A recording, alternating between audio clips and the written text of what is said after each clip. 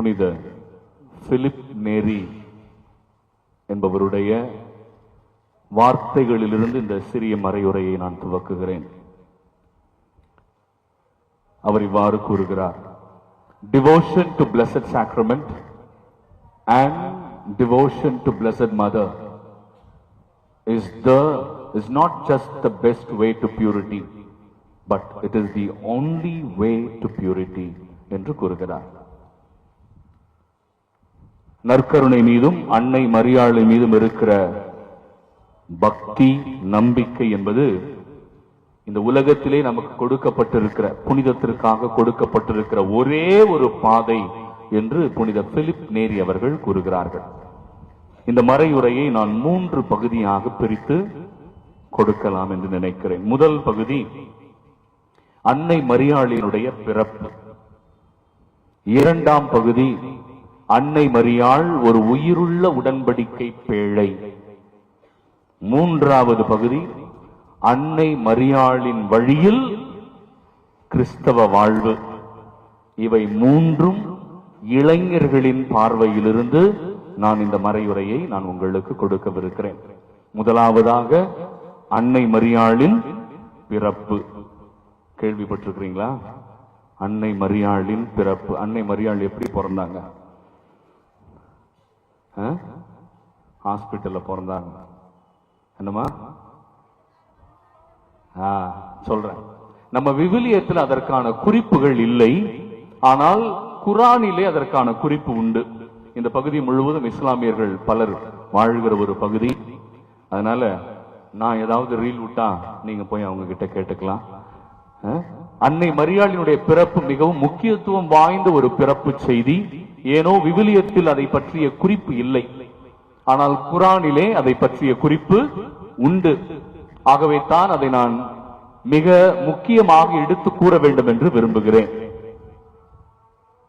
முன்னொரு காலத்தில் குரானின் அடிப்படையிலே ஒரு கடவுளுக்கு பயந்த ஒரு மனிதர் வாழ்ந்து வந்தார். அவர் பெயர் ஃபக்குத். அவருக்கு 2 பெண் குழந்தைகள். ஒரு பெண் குழந்தையின் பெயர் அன்னா, இன்னொரு குழந்தையின் பெயர் இஸ்பா. யார் யாரு? அன்னா, இஸ்பா, 2 பெண் குழந்தைகள். ஆனால் இந்த மனிதருக்கு மிகவும் வருத்தம், வேதனை எல்லா காலமும். ஏனென்றால் அந்த காலத்திலே ஆண் மகன் ஒரு குடும்பத்தில் பிறக்கவில்லை என்றால் குடும்பங்கள் வருத்தப்படும். ஆகவே அவருக்கும் அதே வருத்தம், என் குடும்பத்திலே ஒரு ஆண் மகன் பிறக்கவில்லையே, 2 பெண் பிள்ளைகளாக பிறந்து விட்டதே என்கிற வருத்தம். ஒவ்வொரு நாளும் வேதனையிலேயே தன் காலத்தை கடத்தி கொண்டிருந்தார். ஒரு நாள் அவருக்கு தேவதூதர் ஜிப்ரீல் என்பவர் காட்சி கொடுக்கிறார். கப்ரியேல் என்று நம் வழியில் சொல்ல முடியாது, அவர்கள் வழியிலே ஜிப்ரீல் என்றுதான் கூற வேண்டும். அவர் தோன்றி கூறுகிறார், கவலைப்படாதீர், உங்களுடைய வம்சத்திலே 2 இறை தூதர்களை அல்லாஹ் கொடுக்கவிருக்கிறார் என்று கூறுகிறார். அவருக்கு ஒரே சந்தோஷம். 2 இறை தூதர்கள் என் குடும்பத்திலேயாவா என்கிற மகிழ்ச்சி அவருக்கு அதிகமாக இருந்தது. தன்னுடைய 2 மகள்களுக்கும் திருமணம் செய்து வைத்தார்.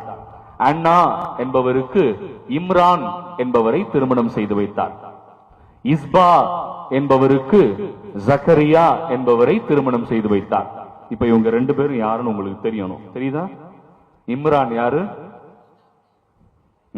அண்ணாளுடைய வீட்டுக்காரர் தான். அவருக்கு பேர் என்ன? நம்ம கத்தோலிக்க சர்ச் சுவைக்கின். Very good. இங்க இஸ்பா அப்ப யாரு?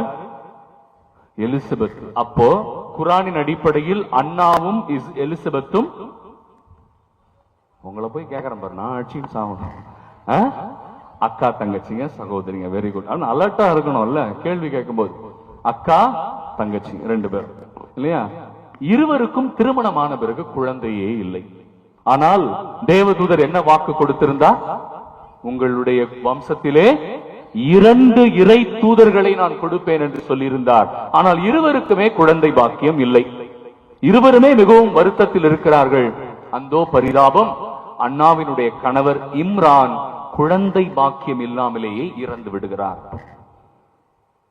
உடனே அண்ணா அவர் வாழ்ந்து வந்த யூதேயா பகுதியில் இருந்து கடந்து சென்று நாசரேத்து, கலிலேயாவில் உள்ள நாசரேத்து என்னும் ஊருக்கு குடிபெயர்ந்து சென்று விடுகிறார். ஏனென்றால் யூதேயா பகுதியிலே பணக்காரர்கள் தான் வாழ முடியும்.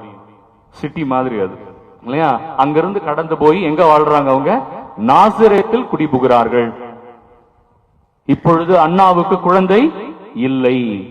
அவள் திருமணம் ஆகாமலே இருந்தார். ஒரு ஊர்ல என்னெல்லாம் பேசியிருப்பாங்க. இந்த காலத்திலேயே சில பொம்பளைங்க வாய நம்மளால மூட முடியல, இல்லையா? குழந்தை இல்லையா உனக்கு அப்படின்னு இழுத்து ஊர் கதையெல்லாம் பேசி ஒரு பெண்ணை கேவலப்படுத்துவதும் அசிங்கப்படுத்துவதும் இந்த காலத்திலேயே நாம் பார்க்கிறோம். அந்த காலத்தில் அவரை மிக இழிவாக அந்த ஊரில் இருக்கிறவர்கள் பேசினார்கள்.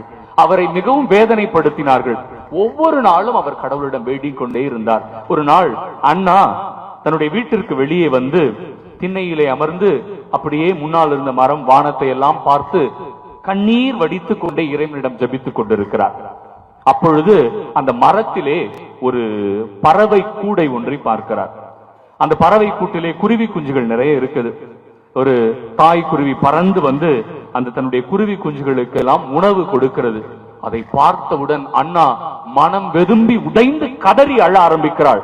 ஆண்டவரே, பறவைகளுக்கு கூட குழந்தை பாக்கியம் கொடுத்திருக்கிறீரே, ஆனால் இந்த பாவிக்கு கொடுக்கவில்லையே என்று கேட்கிறார். உடனே மறுபடியும் அங்கு ஜிப்ரீல் தோன்றுகிறார். அவருக்கு வேறு வேலை கிடையாது இல்லையா? மறுபடியும் ஜிப்ரீல் தோன்றி ஜிப்ரீல் என்ன கூறுகிறார்? அண்ணாவை பார்த்து, நீ கவலைப்படாதே, பரிசுத்த ஆவியின் வல்லமையால் நீ ஒரு பெண்ணை பெற்றெடுப்பாய். அந்த பெண்ணை மரியம் என்று நீ அழைப்பாய். ஏனென்றால் மரியத்திடமிருந்து ஒரு இறை தூதர் இந்த உலகத்திற்கு வரவிருக்கிறார். ஆமேன் சொல்லுங்க. நல்லா சொன்னீங்க. உங்க ஆமேன்ல என்ன பண்றதுன்னு தெரியல. மறுபடியும் சொல்லுங்க ஆமேன். இப்ப கொஞ்சம் பரவாயில்ல. எவ்வளவு சந்தோஷமான விஷயம். பைபிள் இதற்கான குறிப்பு இல்ல. தாம்பத்திய உறவு இல்லாமல் அன்னை மரியாள் பிறந்ததாக எது கூறுகிறது? குர்ஆன் கூறுகிறது. அன்னை மரியாள் பரிசுத்தமாக பிறந்தார். நம்முடைய கத்தோலிக்க திருச்சபையில ஒரு கோட்பாடு இருக்கு. என்ன கோட்பாடு தெரியுமா? ஜென்ம பாவம் இல்லாமல் உற்பவித்தவள் அன்னை மரியாளுக்கு பேரு. ஆனா அதற்கான எவிடன்ஸ் நம்ம கிட்ட இல்ல. ஆனா அங்க இருக்கு. என்ன தெரியுமா பரிதாப விஷயம்? இஸ்லாமியர்கள் கூட அன்னை மரியாளை பரிசுத்தமாக கருதுகிறார்கள். ஆனா நம்ம கும்பல் இருந்து சிலது வெளியில போச்சு பாரு. அதுங்களுக்கு தான் அன்னை மரியாளினுடைய மகத்துவம் மேன்மை தெரியவில்லை. பரவாயில்லை. ஆக நீங்கள் முதலில் இதை தெரிந்து வைத்துக் கொள்ள வேண்டும். அன்னை மரியாள் பரிசுத்தமாக இந்த உலகத்திலே தோற்றுவிக்கப்பட்டால் இறைவனால் இறை தூதரை பெற்றெடுப்பதற்காகவே இறைவன் அவரை தேர்ந்தெடுத்தார் இல்லையா? அன்னை மரியாள் பிறந்த பிறகுதான் எலிசபெத் அம்மாள் கற்பவிக்கிறார் இல்லையா? இது ஒரு மிகப்பெரிய செய்தி. அந்த செய்தியினுடைய தொடர்ச்சியாகத்தான் இரண்டாவது செய்தி. அன்னை மரியாள் ஒரு உயிருள்ள உடன்படிக்கை பேழை என்று நான் சொன்னேன். ஏன்? இதற்கு வரலாற்று சான்று 2 சாமுவேல் புத்தகம் 6வது அதிகாரம். கையில் செல்போன்கள் இருக்கும், பைபிள் இருக்காது, பரவாயில்லை. அதனால வீட்டுல போயாவது ஹோம்வொர்க் படிங்க. 2 சாமுவேல் 6வது அதிகாரத்துல ஒரு மாட்டு வண்டியில உடன்படிக்கை பேழையை வச்சு எடுத்துட்டு வராங்க. உடன்படிக்கை பேழையில என்னெல்லாம் இருந்துச்சு அன்பானவர்களே? பா, அவனுக்கு கை தட்டுங்க. அந்த பையனுக்கு, குட்டி பையன் கேட்ட அடுத்த செகண்ட் சொன்னா பாருங்க. Very good. ஆரோனுடைய கோல் முதல்ல. இரண்டாவது அந்த உடன்படிக்கை பேழையில என்ன இருந்துச்சு? மன்னா. அதுக்கும் அவன் தாங்க பதில் சொல்றான். கேட்டகிஸ்ட்ல ஒழுங்கா சொல்லி கொடுத்திருக்காங்க அந்த பிள்ளைக்கு. மூன்றாவது என்ன இருந்துச்சு? டேய், மூணாவது சொல்லவே இல்லையாடா நீ? 10 கட்டளைகளை தாங்கிய கற்பலகைகள். உடன்படிக்கை பேழைக்குள்ள என்னதான் இருந்தது? ஒரு மனுஷனுடைய கோல், ஆரோனுடைய கோல், மன்னா, அழிந்து போகிற மன்னா, ஒரு நாளுக்கு மேல 2வது நாள் இருக்காது, அந்த மன்னா வச்சிருந்தாங்க. 3வது 10 கட்டளைகள் எழுதப்பட்ட கற்பலகைகள் இருந்தது. எந்த அளவிற்கு அந்த உடன்படிக்கை பேழை வல்லமையாக இருந்தது என்றால் இறைவனுடைய பிரசன்னம் அந்த பேழையில் நிறைந்திருந்தது இல்லையா? இஸ்ரவேல் மக்கள் அது முன்னாடி தான் விழுந்து விழுந்து வணங்கினாங்க. நம்ம பெந்தகோஸ்துக்காரங்க சொல்லிடுவாங்க, அவங்க எல்லாம் கல்ல கும்பிட்டாங்க, அங்க கோல் தான் இருந்துச்சு, அதை தான் கும்பிட்டாங்கன்னு சொல்லிடுவாங்க. அதுல என்ன இருந்தது? இறைவனுடைய பிரசன்னம் இருந்தது. உடன்படிக்கை பேழையை அவர்கள் எங்கெல்லாம் எடுத்து சென்றார்களோ அங்கெல்லாம் அவர்களுக்கு வெற்றி கிடைத்தது. அவர்களை யாரும் அசைக்க முடியவில்லை. உடன்படிக்கை பேழை வைத்திருந்தவர் வீடு ஆசீர்வதிக்கப்பட்டிருந்தது என்று வேதவசனம் சொல்கிறது. கரெக்டா? அப்பேற்பட்ட வல்லமை அந்த உடன்படிக்கை பேழையில் இருந்தது. ஏனென்றால் இறைவனுடைய பிரசன்னம் ஆரோனின் கோலில் இருந்தது, இறைவனுடைய பிரசன்னம் அந்த மன்னாவில் இருந்தது, இறைவனுடைய பிரசன்னம் 10 கட்டளைகள் இருந்த அந்த கல்லில் இருந்தது. அவ்வளவு வல்லமையான உடன்படிக்கை பேழை. அதை மாட்டு வண்டியில் வைத்து எடுத்து செல்கிறார்கள். மாட்டு வண்டி முன்பாக தாவீது ராஜா நடனமாடிக்கொண்டே செல்கிறார்.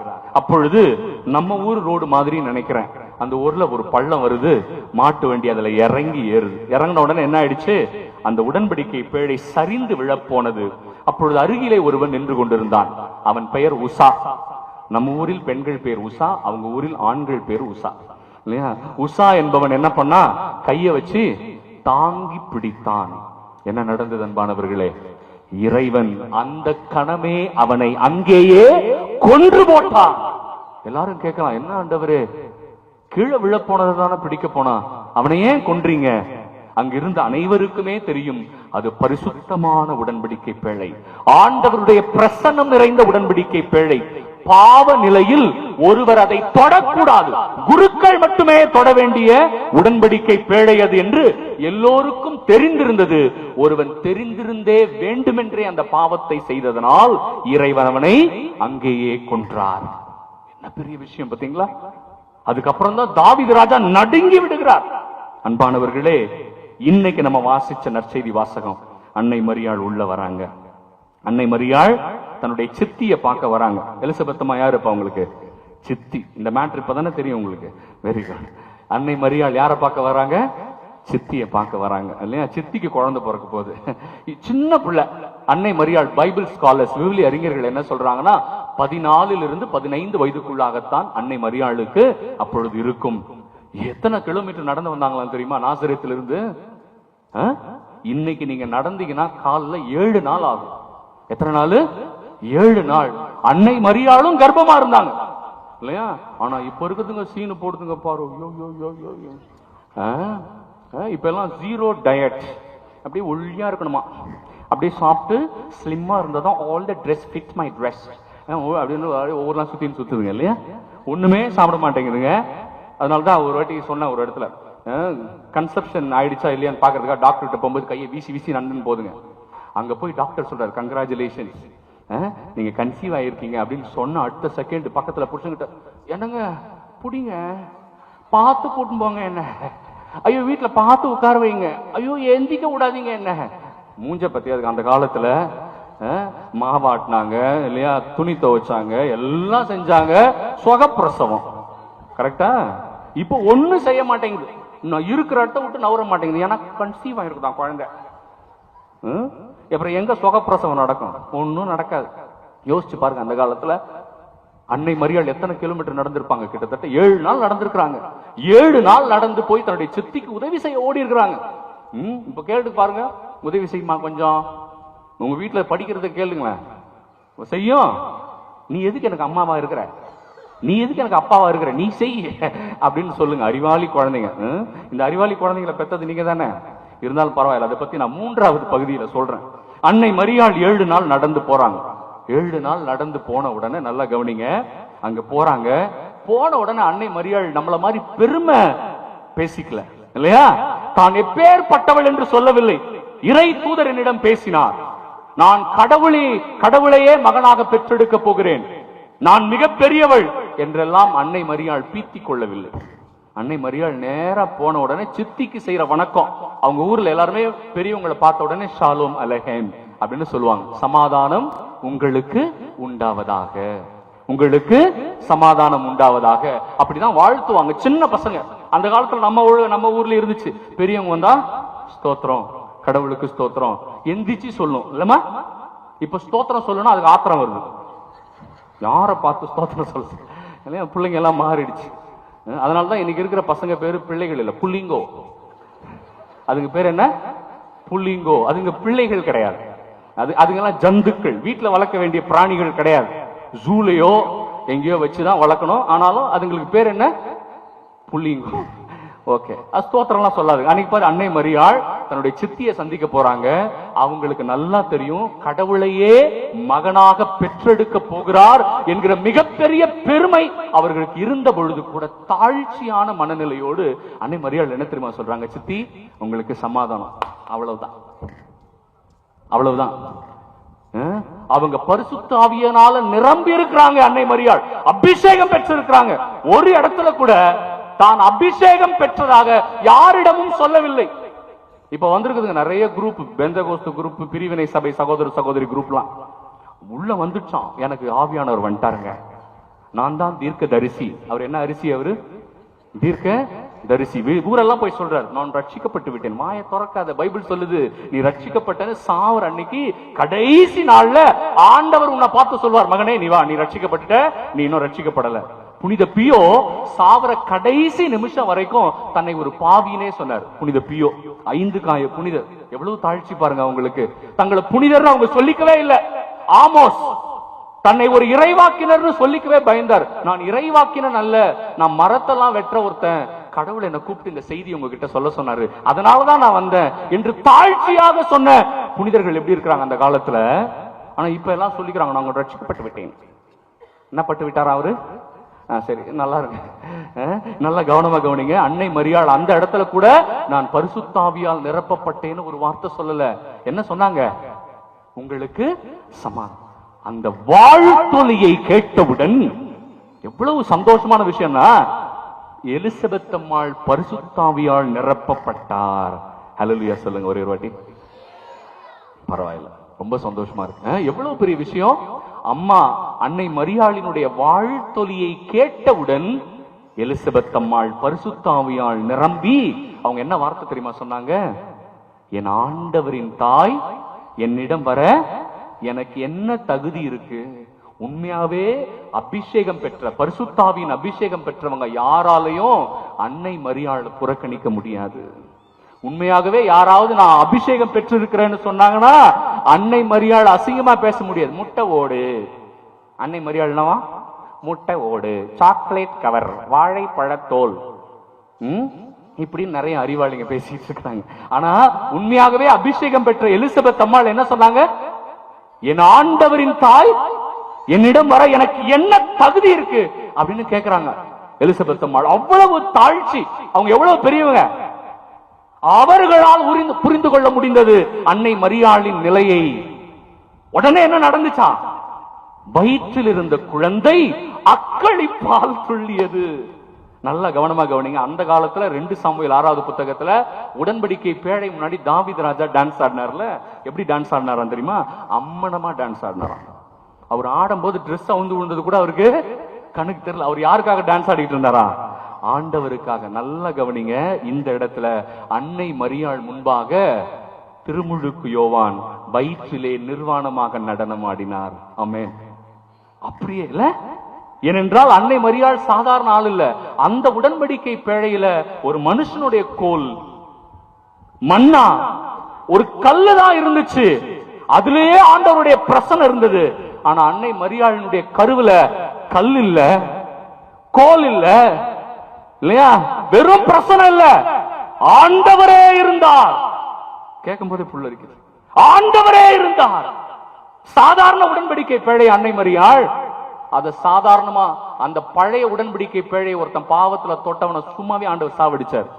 இப்ப நிறைய பேர் அன்னை மரியாள் உரசுறாங்க. இப்ப உங்க மனசுல கேள்வி வரலாம், ஏன் ஃபாதர் ஆண்டவர் ஒன்னும் பண்ண மாட்டேங்கிறாரு? அன்னை மரியாள் அவர்களுக்காகவும் ஜெபித்துக் கொண்டிருக்கிறார். ஆமென் சொல்லுங்க.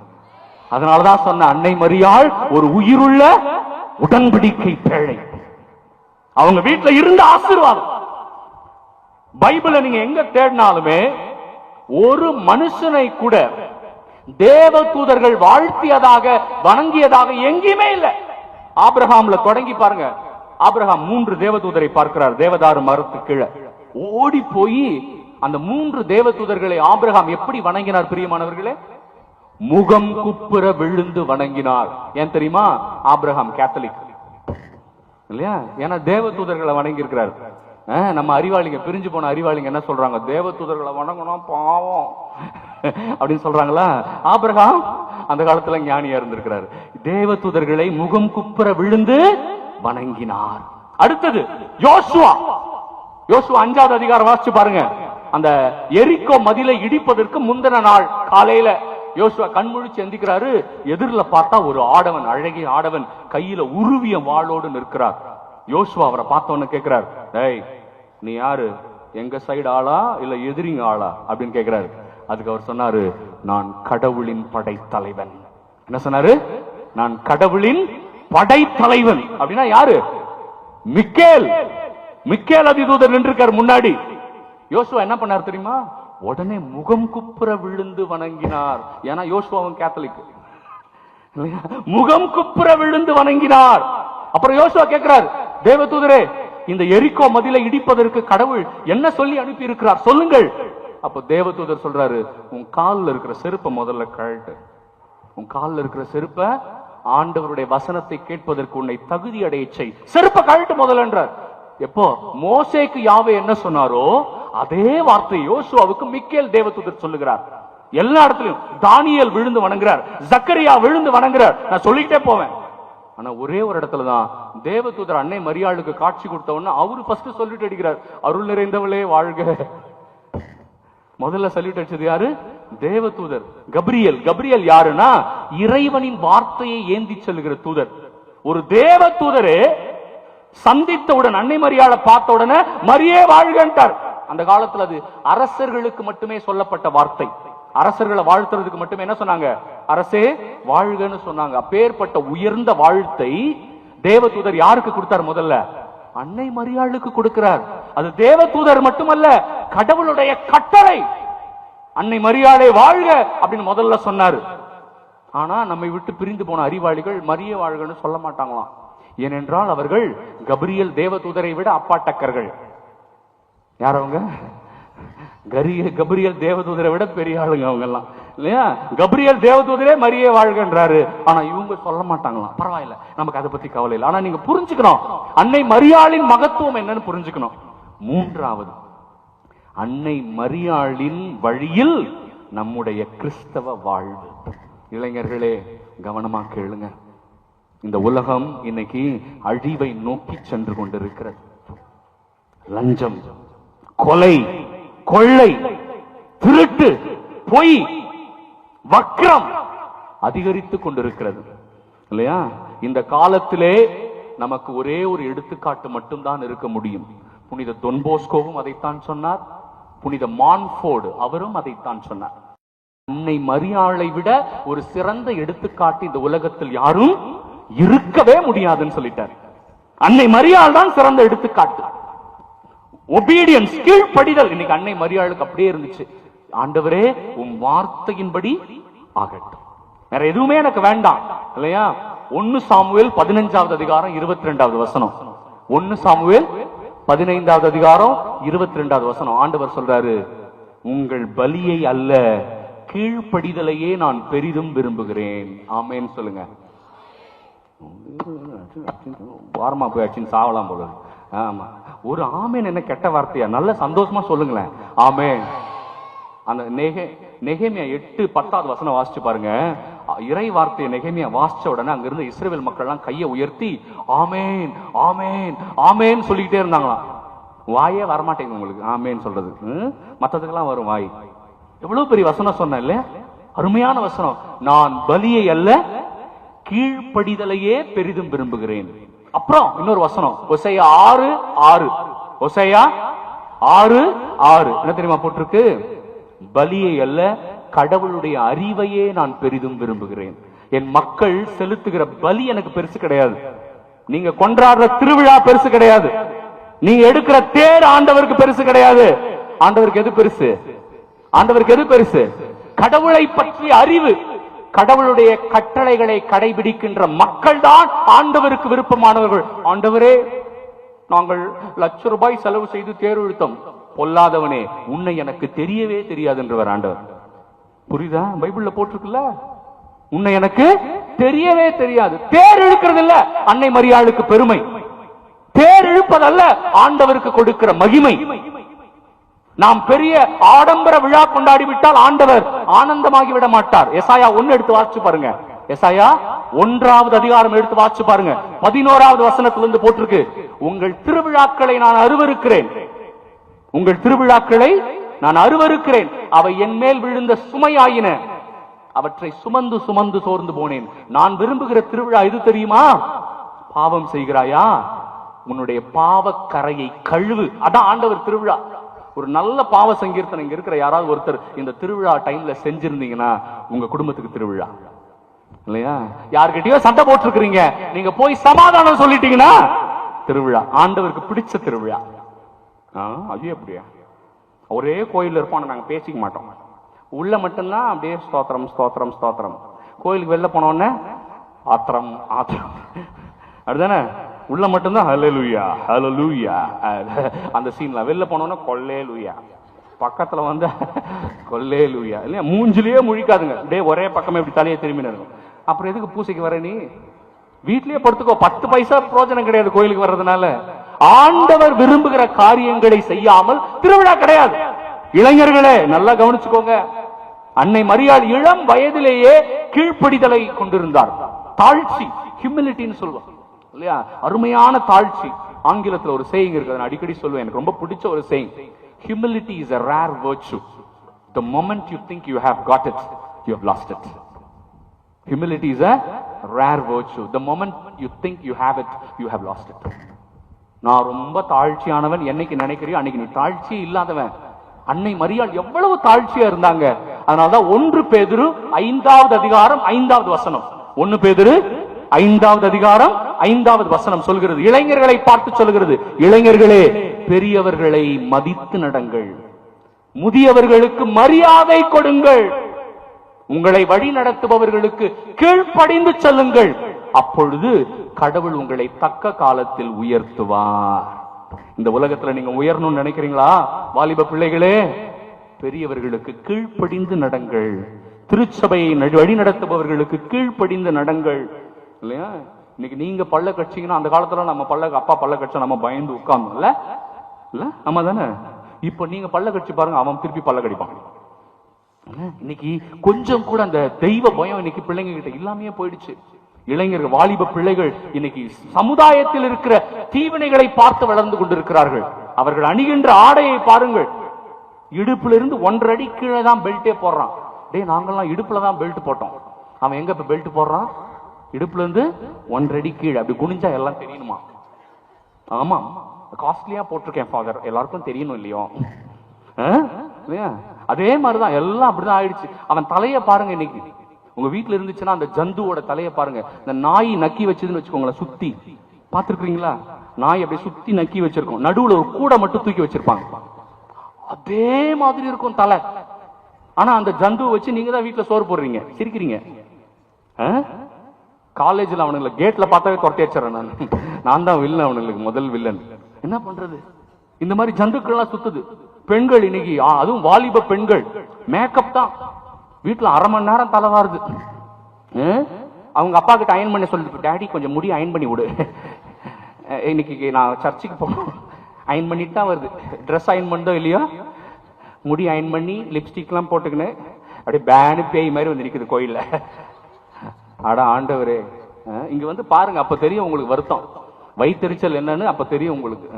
ஆனா நம்ம கோயிலுக்கு ஆண்டவரை மகிமைப்படுத்த வருகிறோம், ஆண்டவரை ஆராதிக்க வருகிறோம், ஆண்டவரை துதிக்க வருகிறோம் என்கிற எண்ணம் எல்லாம் இன்னைக்கு சுத்தமா இல்ல. இன்னைக்கு எல்லாம் மறந்து போச்சு, தெய்வ பயம் இல்ல. அதனாலதான் ஆண்டவர் சொல்கிறார், நீங்கள் தாழ்ச்சியை ஆடையாக அணிந்து கொள்ளுங்கள் அன்னை மரியாளை போல. 3வது ட்ரஸ்ட், அன்னை மரியாளுக்கு கடவுள் மீது இந்த நம்பிக்கை. உங்களுக்கு யோசிச்சு பாருங்க, அன்னை மரியாள் காலத்துல ஒரு கன்னி பெண் கருவுற்று இருந்தால் அவளை கல்லெறிந்து கொன்று விடுவார்கள். அசிங்கம், ஊரே அசிங்கமா பேசும். சூசையப்பரே அவரை மறைவாக விலக்கிவிட திட்டமிட்டு இருந்தார். அந்த அளவிற்கு ஒரு அவமானத்தை கடவுளுக்காக ஏற்றுக்கொண்டார். அவருக்கு தெரியும், நான் கடவுளை நம்பினால் கடவுள் என்னை உயர்த்துவார். நீதிமொழிகள் புத்தகம் 3வது அதிகாரம் 1வது 2வது வசனம் வாசிச்சு பாருங்க. நீங்கள் கடவுளுடைய கட்டளைகளை நம்பினால், இளைஞர்களே, நீங்கள் நீண்ட ஆயுளை பெறுவீர்கள். ஆக்சிடென்ட் வராது, நோய் வராது, கொரோனா வராது, உங்க வீட்டு பக்கம் எந்த பிரச்சனையும் வராது. நீங்கள் கடவுளுடைய கட்டளைகளை கடைபிடித்தால் நீண்ட ஆயுளை பெறுவீர்கள். 2வது, இந்த உலகத்தில் உள்ள எல்லா ஆசீர்வாதங்களையும் பெற்றுக் கொள்வீர்கள். ஆமென் சொல்லுங்க. இதை விட இளைஞர்களை உங்களுக்கு என்ன வேணும்? அன்னை மரியாள் நம்ம கொடுத்திருக்கிற 3 பாடம்: கீழ்ப்படிதல், தாழ்ச்சி, நம்பிக்கை. அவங்க வழியில நாம் சென்றால் இந்த உலகத்தில் பல அதிசயங்களை செய்யலாம். கடைசியாக இதை சொல்லி முடிக்கிறேன். அன்னை மரியாள் சாமி கிடையாது, அன்னை மரியாள் தெய்வம் கிடையாது, ஆனால் தெய்வத்தின் தாய். அந்த தெய்வத்தின் தாய் சாதாரண தாய் இல்ல. ஆனால் இருக்கிற மக்களுக்கு நிறைய குழப்பம். எங்க குலதெய்வம் சகாய மாதா ஃபாதர், எங்க குலதெய்வம் பூண்டி மாதா ஃபாதர், எங்க குலதெய்வம் பெரியநாயகி மாதா ஃபாதர், ஜிமிக்கி எல்லாம் போட்டு இருப்பாங்க ஃபாதர். ஐயோ ஐயோ, இந்த மக்களை எங்க போய் அடிச்சுக்கிறதுன்னு தெரியலையே. எல்லாம் ஒரே மாதா தான். லூர்து மாதா வேற கிடையாது. லூர்துல காட்சி கொடுத்ததுனால அவங்க யாரு? லூர்து மாதா. லூர்துங்கிறது இடம், பாத்திமாங்கிறது இடம். அன்னை மரியாள் பேர் பாத்திமாவா? நிறைய பேருக்கு தெரியல. ஒரு ஏரோப்ளைன்ல அப்படிதான் நிறைய மாதா சுரூபங்கள் எல்லாம் எடுத்துன்னு போயிட்டு இருந்தாங்களாம் ஏரோப்ளைன்ல, வேற ஒரு நாட்டுக்கு. வேளாங்கண்ணி மாதா சுரூபம், பாத்திமா மாதா, லூர்து மாதா சுரூபம், அப்புறம் சகாய மாதா சுரூபம், காணிக்கை மாதா சுரூபம், எல்லா சுரூபத்தையும் எடுத்துன்னு போனாங்களாம். அப்போ திடீர்னு வேளாங்கண்ணி மாதா சுரூபம் கீழே விழுந்துச்சான். அதுல நம்மால் உட்கார்ந்துக்கிறான் உள்ள, அந்த சுரூபங்களை எல்லாம் பாத்துக்கிறது. உடனே ஜெபம் பண்ணாராம், லூர்து மாதாவே எங்க வேளாங்கண்ணி மாதாவை காப்பாத்துங்க, லூர்து மாதாவே எங்க வேளாங்கண்ணி மாதா. எல்லா மாதாவும் ஒண்ணுதானே.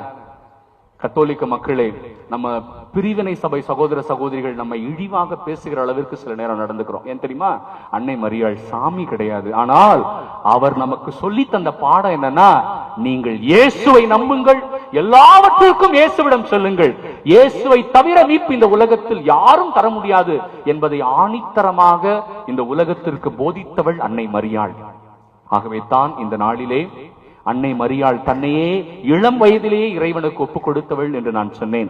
இந்த 3 பாடத்தையும் மறக்காதீங்க. அன்னை மரியாள் பரிசுத்தமாக பிறந்தாள், அன்னை மரியாள் உயிருள்ள உடன்படிக்கை பேழை, அன்னை மரியாள் நமக்கு கற்றுத் தந்திருக்கிற 3 பாடம்: கீழ்ப்படிதல், தாழ்ச்சி, நம்பிக்கை. இவை அனைத்தும் நம்மை நிச்சயமாக அந்த பரலோக ராஜ்யத்தில் கடவுளோடு கொண்டு சேர்க்கும். ஆமென். முட்டி போடுங்க எல்லாரும். வயதானவர்கள், பெரியவர்களை தவிர மற்ற அனைவரும் தயவு செய்து முழந்தால் படியிடுங்கள். பேண்ட் அழுக்கானால் நான் துவைத்து தருவேன். முட்டி போடு. கண்களை மூடி 2 கரங்களை உயர்த்தி என்னோடு சேர்ந்து. கீபோர்டு வாசிக்கிறவர் இருக்கிறாரா? ஃப்ளூட் வாசிங்க. கண்களை மூடி கரங்களை உயர்த்தி எல்லாரும் for focus and attention. கையை உயர்த்தணும், வலிக்கணும் கை. 1 தீமோத்தேயு 2வது அதிகாரம் 8வது வசனம் புனித பவுலடிகளார் சொல்லி தந்தது. நீங்கள் ஜெபியர்களுக்கு எதிராக அவர் ஜெபித்த பொழுது கண்களை மூடிக்கொள்ளுங்கள். எங்கள் அன்பு இறைவா, இந்த கிருபையான நாளுக்காக நாங்கள் உமக்கு நன்றி செலுத்துகிறோம். நன்றி இயேசுவே, நன்றி ஆண்டவரே. இந்த அற்புதமான தாயை எங்களுக்கு ஒரு மிகப்பெரிய கொடையாக கொடுத்திருக்கிறீரப்பா, அதற்காக நன்றி செலுத்துகிறோம். ஆண்டவரே, உம்முடைய வார்த்தையை வாழ்வாக்கியவள் அன்னை மரியாள், உம்மை பற்றி கொண்டவள் அன்னை மரியாள். உம்மை விட்டு ஒரு நொடி கூட அந்த தாய் அகலவே இல்லையப்பா. ஆகவே தான் அவரை புனிதர்களுக்கெல்லாம் மிகப்பெரிய புனிதையாக நீர் உயர்த்தி இருக்கிறீர். சீடர்களுக்கெல்லாம் மிக உயர்ந்த சீடத்தியாக நீர் உயர்த்தி இருக்கிறீர் ஆண்டவரே. அந்த அன்னை மரியாளை இளைஞராகிய யோவானிடம் ஒப்புக் கொடுத்தீரப்பா.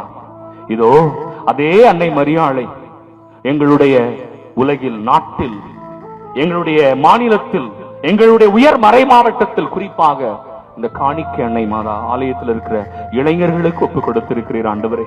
அதற்காக நன்றி செலுத்துகிறோம் அப்பா. எங்களை ஆசீர்வதியும். முது வல்லமையான கரத்தை விண்ணகத்திலிருந்து நீட்டி எங்கள் பங்கு தந்தையை, உதவி பங்கு தந்தையை, அருட் சகோதரிகளை, காணிக்கை அன்னை சபையை சார்ந்த அருட் சகோதரிகளை, இங்க இருக்கிற மக்களை ஒவ்வொருவரையும் நிறைவாக ஆசீர்வதியும். அத்தனை ஆசீர்வாதங்களையும் நீர் தருவேன் என்று எங்களுக்கு சொல்லி இருக்கிறீரப்பா. அதற்காக நன்றி செலுத்துகிறோம். ஆவியின் வல்லமையினால் எங்கள் பிள்ளைகளை நிரப்பும் ஆண்டவரே. நாங்கள் ஒரு பொழுதும் உம் பாதையிலிருந்து விலகி செல்லாதபடி எங்களை பாதுகாத்துக் கொள்ளும். இந்த உலகம் எங்களை ஏமாற்றுகிறது. அசிங்கம், கேவலமான காரியங்கள், கீழ்த்தரமான எண்ணங்கள், சபல புத்திகள் இன்றைய இளைஞர்களை வாட்டி வதைத்துக் கொண்டிருக்கிறது. புற அழகுதான் முக்கியம் என்று தங்களுடைய அகத்தில் இருக்கிற திறமைகளை, வலிமையை மறந்து இழந்து வாழ்ந்து கொண்டிருக்கிற என் பிள்ளைகளை ஆசீர்வதியும். அப்பா, பெற்றோர்கள் இந்த உலகத்தில் வாழ்வதே அவர்களுடைய பிள்ளைகளுக்காகத்தான். ஆண்டவரே, அந்த பிள்ளைகளை நீர் ஆசீர்வதியும். ஆண்டவரே, என் பிள்ளைகள் இன்று வழி தவறி சென்று கொண்டிருக்கிறார்கள். பொய் பேசுகிறார்கள், புரணியில் ஈடுபடுகிறார்கள், சாராயம் குடிக்கிறார்கள், போதை பழக்கத்தில் ஈடுபடுகிறார்கள், கெட்ட நடத்தையில் உழன்று கொண்டிருக்கிறார்கள், கல்வியை புறக்கணித்து விட்டார்கள், தெய்வ பயமில்லாமல் வாழ்கிறார்கள். ஆண்டவரே, என் பிள்ளைகளை ஆசீர்வதியும். அப்பா, உன் பலக்கரத்தை விண்ணகத்திலிருந்து நீட்டி என் பிள்ளைகளை தொடுவீராக. இந்த உலகத்தில் கிடைக்கிற அற்ப சந்தோஷம் அழிந்துவிடும் என்று அவர்களுக்கு நீர் புரிய வையும். ஆண்டவரே, திருப்பாடல் 50வது அதிகாரம் கடைசி வசனத்தில் நீர் எங்களோடு பேசியிருக்கிறீர். இந்த உலகத்தில் என்னை தவிர உங்களை யாரும் காப்பாற்ற முடியாது என்று சொல்லி இருக்கிறீரப்பா. திருப்பாடல் 47வது அதிகாரத்தில் சொல்லி இருக்கிறீர், நீ கற்றுக்கொள்ளுகிற கல்வி, நீ தேடி தேடி ஓடி சென்று உழைக்கின்ற உழைப்பின் ஊதியம், இவையெல்லாம் அழிந்து போகும். இந்த உலகத்தில் என்னை தவிர உன்னை யாரும் காப்பாற்ற முடியாது என்று சொல்லி இருக்கிறேன். தகப்பனே, என் பிள்ளைகளை ஆசீர்வதியும். இந்த பங்குதளம் ஆவியின் வல்லமையால் நிரப்பப்பட்டு உன் பாதையில் வழி நடத்தப்படட்டும். எல்லா பொல்லாப்புகளும் மறையட்டும். எங்கள் குடும்பத்தில் இருக்கிற கேடுகள், பிசாசுடைய அந்தகார சக்திகள், கண்ணீர், சண்டை சச்சரவு, போராட்டம் எல்லாம் ஒழிந்து போகட்டும். அப்பா, உம்முடைய கரிசனையான அன்பு கரத்தினால் எங்கள் கண்ணீரை துடைத்தருளும். அன்னை மரியாளை போல ஒரு வாழ்வை நாங்கள் வாழ அருள் தாரும். சமாதானம், மகிழ்ச்சியை நிரம்ப தருவீராக. எங்கள் ஆண்டவராகிய இயேசு கிறிஸ்து வழியாக உம்மை மன்றாடுகிறோம். ஆமென், ஆமென்.